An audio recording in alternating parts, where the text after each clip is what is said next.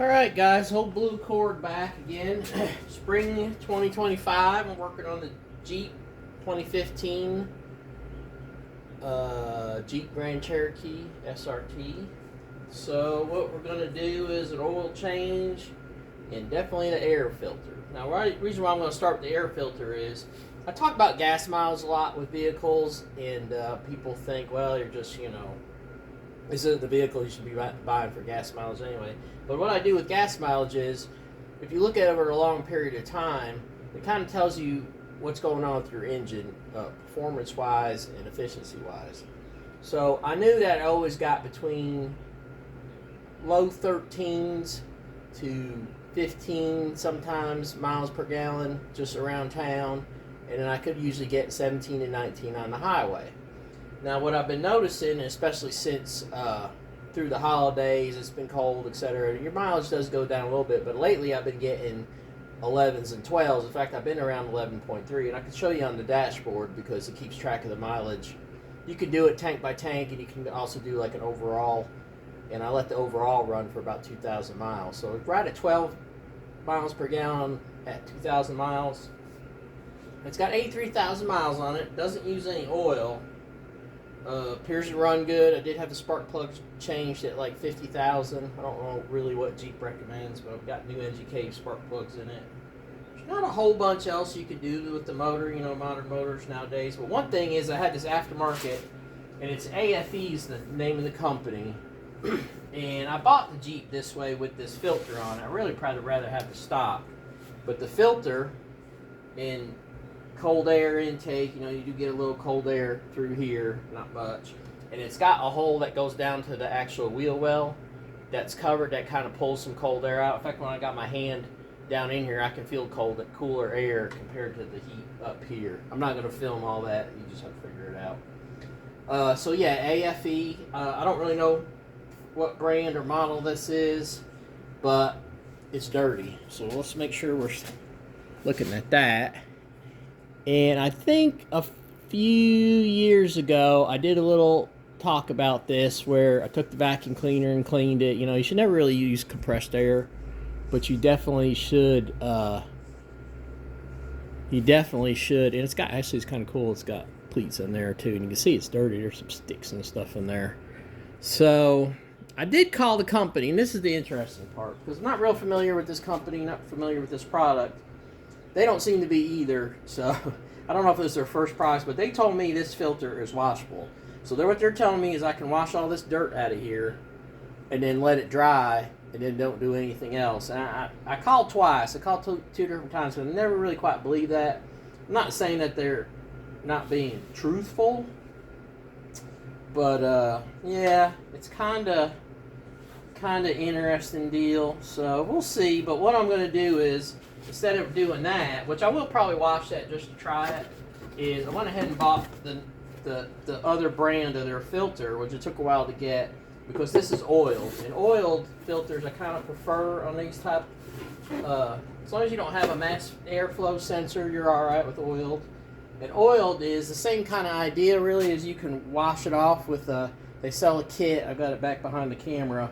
You wash off the, use that stuff to it's kind of like 409. You use water, wash it off, let it dry really good, and then you oil it. So this one comes pre-oiled. They didn't really come with good instructions, and actually they were a little sketchy on if this was the right filter. I was kind of a little worried that this wasn't, but if you look here, so it does say pre-oiled. And actually, you can see it on my hand. It's got some oil on it. So it is a factory pre-oil. So I'm going to leave it like that. And then this is what it looks like pre-oiled, so we kind of know. And then I'm just going to pop that off and replace it. So we're going to start the new filter. I'm going to let my wife take this up on a long trip. That way we can get kind of a better idea of what the fuel mileage is going to be.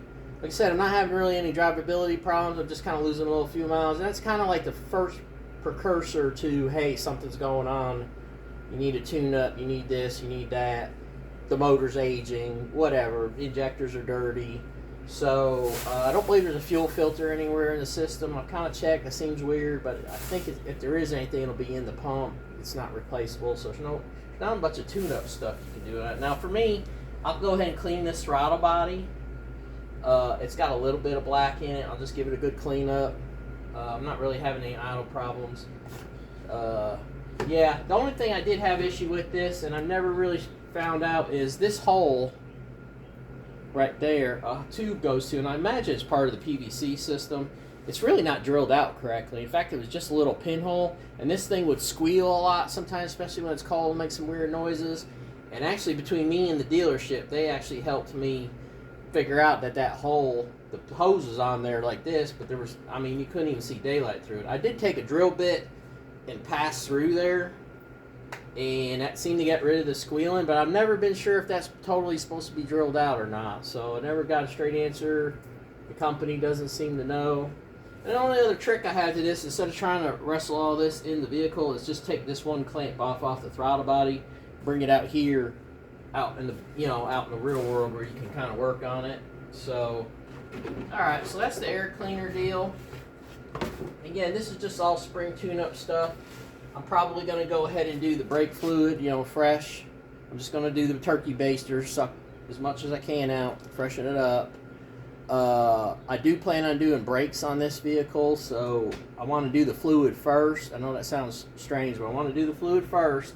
That way when you compress up your calipers and you push a lot of crud back into the system, I've already got kind of fresh fluid in there, and then I'll actually do the fluid again, so it's almost like a double flush. I have thought about actually getting it professionally done. If you really get it professionally done, there's an ABS module down here, and they exercise the solenoids. There's a bunch of spring-loaded, I think there's 6, it might be 8, but the solenoids have to be exercised to help push all that fluid out and get all the air out. And then you would run it down through the calipers and suck all the fluid out of there. That's really the right way to do it, but it's pretty complicated on this vehicle. You need a special tool to do that. Some of the generic tools don't really do the ABS module right. So in my case, just quickie flush. Probably take 2 bottles of this stuff. I got quite a few. Made a good deal on that. So we'll go ahead and do the brake flush back there. That takes a while. Then of course I'm just going to change the oil. It's got about 5,300 miles on it, and the little there's a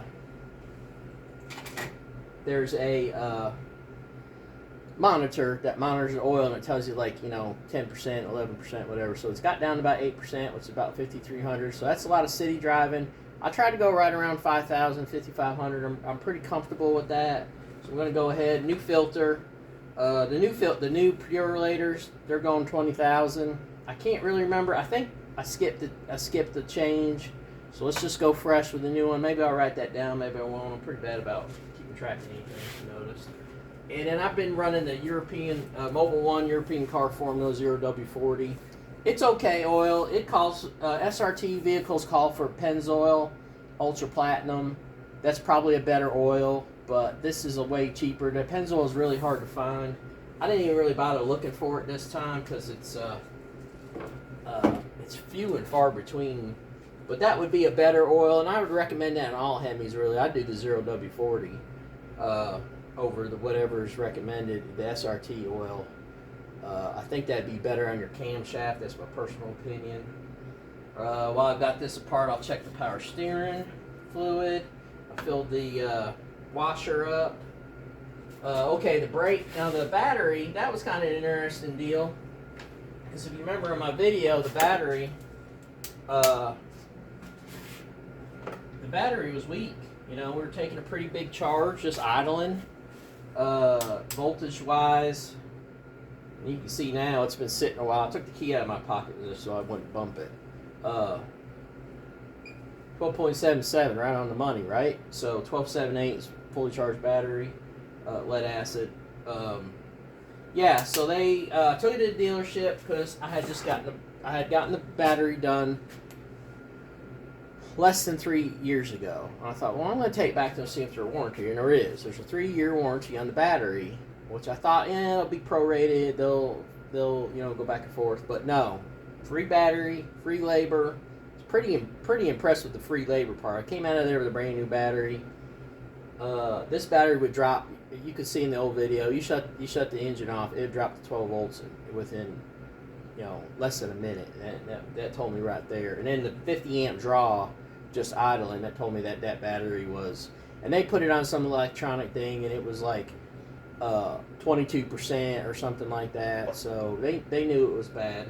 And then I got a new key fob and a new program, which that's been working out good. So my second key fob and the primary key fob got checked.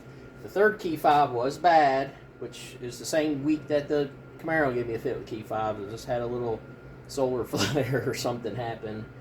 So I keep that key fob just in case, because you can use the mechanical key, and then you push the starter button with this. I think it's this end is where the RFID is, and you can still start the vehicle, but the buttons and stuff don't work, and they verified that for me. So basically I have 2 full key fobs backed up, plus a spare that I could use to start the vehicle. So it's kind of not really, I don't consider that 3 close enough. So got all that done. Got the new hood strut. Remember, the strut was falling on me, never fails, cold weather. That was $100, whatever. I probably could have done it myself if I could have found it, but it took them a few days to get that hood strut, so it's a little bit of an unusual thing. So really, check the time here. Yeah, not bad, 12 minutes. So that's what I got to do. I'll go ahead and get it draining. It's warmed up. Takes 7 quarts. Yes, 7 quarts, but I'll check, you know, just put 6 in, check it. Brand new filter. I'll prime the filter. I know there's a debate about that. I prime my filters. It goes straight up in. It's kind of hard to get your hand up there. I'm going to put the vehicle up in the air, but yeah. And then look at the brakes, look at everything else, look at tires. You know, all the stuff you do in the springtime. Make sure everything's nailed down. It's dirty, obviously. Yeah, dirty, needs a detail job. But that's all I got, really. So I'm pretty excited about the AFE. We'll keep you updated on that. I'm hoping to get some better gas mileage out of it. That filter's definitely packed. I've been running straight gas in. I haven't been putting, besides the 10% ethanol. So I haven't been running too, you know, if you run too much ethanol, you could hurt your gas mileage. So I'm getting in good shape with that. So that's where we're at now. I appreciate you guys looking. Update on the Jeep. Old Blue Accord. Don't forget to like and subscribe. I have some more stuff. I have a little bit on the Camaro. I don't do much on the Camaro. But new vehicles to me are kind of a little boring because you just drive them. There's really not a whole bunch of service to them. And if there is service, a lot of times you just take it to the dealership like I did with the battery. And I made out good on that. So maybe there's something to taking it to the dealership for certain things. But yeah, I'm going to go ahead and clean everything up. Clean this intake up. Check everything else. Appreciate you guys looking. Old Blue Accord. Thanks again.